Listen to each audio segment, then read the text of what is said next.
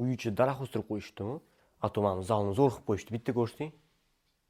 Yunusobod 15-kvartaldan 2 xona 3 xona qilingan uyimizda chiqyapti. Yangi avtorskiy remontdan chiqqan mebel texnikasi bilan birga ekan. Hozir video obzorini qilib ko'rsataman. Bu yog'imizda podyezddan glavniy kirish eshigimiz bo'lyapti.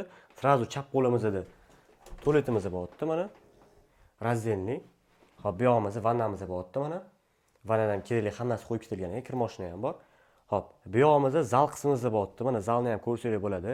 Televizor, mamtik kartinkalar osib qo'yishibdi, mebellarni ham zo'rlarni qo'yib qo'yishibdi, gilamni ham solib qo'yishgan. Remontiga gap yo'q ekan. Hop, o'ng qo'limizda spalniy xonamiz bo'lyapti. Mana spalniyda ham kerakli hamma narsalar bor ekan, mana ko'rsangiz bo'ladi. Konteynerlargacha qo'yib qo'yishibdi. Mana remontiga gap yo'q ekan. Uyimizdan 50 kvadrat. Hop, 2 xona 3 xona qilingan. Bu yog'imizda bitta detskiy xona qilib qo'yishibdi. Mana ko'rsangiz bo'ladi. Bu yerda ham o'zining pardalari bor. Hop, balkoni 1,5 ga 6. Mana bu yerda ham otlanib o'tirishga joy qilib qo'yishgan. Bu yerda ham kartinkalar osib qo'yishibdi. Jaluzilari bor. Hop, bu yog'imiz mana oshxonasi bo'ladi.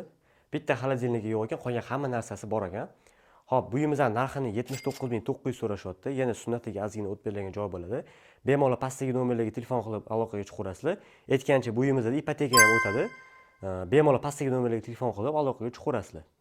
Kimga yana shunaqa uylar kerak bo'lsa, ko'proq variantlarni Telegram kanalimizga tashlaymiz. Ko'plarni Instagramga qo'shib ulgurmaymiz. Telegram kanalimizga ссылка orqali o'tsangiz bo'ladi. Ссылка profilimizda bor.